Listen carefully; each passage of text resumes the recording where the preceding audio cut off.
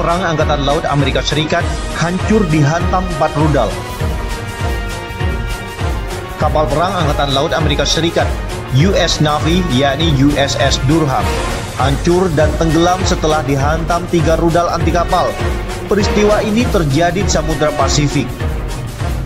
Menurut laporan yang dikutip dari Breaking Defense, kapal perang USS Durham menjadi sasaran tembak kapal frigat militer Kanada, HMCS Regina, kapal perusak militer Amerika Serikat, USS Lake Erie, kapal patroli Brunei Darussalam, KDB Darul Ehsan, dan kapal selam tempur USS Jefferson City. Kapal USS Durham sendiri memang sudah pensiun dari tugasnya bersama Angkatan Laut Amerika Serikat sejak 25 Februari tahun 1994. Kapal angkut militer Amerika Serikat ini ditenggelamkan setelah dijadikan target dalam latihan gabungan militer Amerika Serikat dengan sejumlah negara bertajuk RIMPAC 2020. 2 rudal anti kapal yang diluncurkan oleh HMCS Regina dan USS Lake Erie merobek lambung kapal USS Durham. Setelah itu, giliran KDB Darul Ehsan yang menyerang USS Durham dengan rudal Exocet buatan Prancis.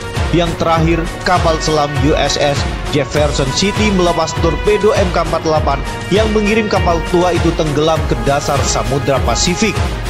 USS Durham sendiri mulai dibangun sejak 10 Juli tahun 1967 hingga diperkenalkan kepada publik pada tanggal 24 Maret tahun 1968. Kapal ini resmi memasuki masa tugas bersama Angkatan Laut Amerika Serikat pada tanggal 24 Mei tahun 1969. Sepanjang tugasnya, USS Durham pernah menjadi pembawa pasukan logistik hingga persenjataan pada Perang Vietnam tahun 1955 sampai 1975 dan Perang Teluk tahun 1990 sampai 1991.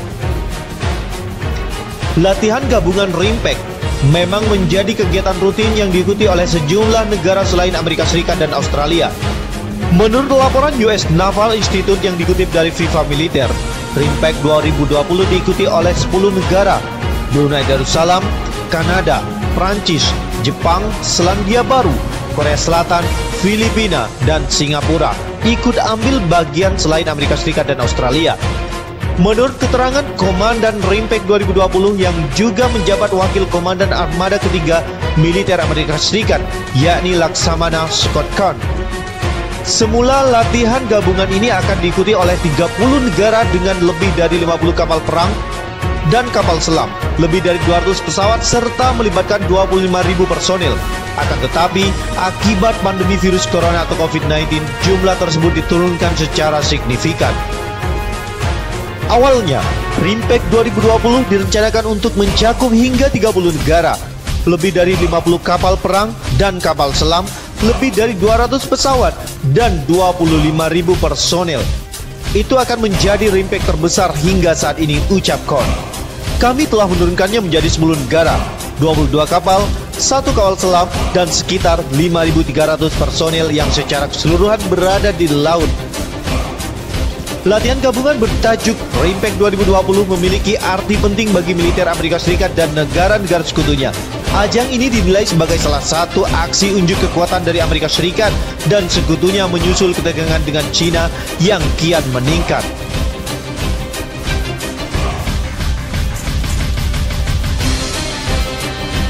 Di balik ambisi China ingin menguasai seluruh laut Cina Selatan, bahkan yang memungkinkannya untuk berperang dengan Amerika Serikat, tersimpan misi besar untuk memproyeksikan kekuatan militernya di negara-negara Asia Tenggara. Selain itu, China juga ingin menguasai kekayaan sumber daya alam di wilayah ini. Mengutip dari Forbes pada hari Sabtu, sebuah wadah pemikir Amerika Serikat telah mengumpulkan peta interaktif tentang bagaimana pangkalan udara, rudal, dan radar milik China di Laut Cina Selatan yang disengketakan. Ini memungkinkan Beijing untuk memproyeksikan kekuatan militernya hingga ke Singapura, Vietnam, dan Indonesia. Peta yang disusun oleh Pusat Kajian Strategis dan Internasional tersebut menggambarkan jangkauan senjata dan radar milik China yang ditempatkan di berbagai pulau kecil dan terumbu karang di Laut Cina Selatan.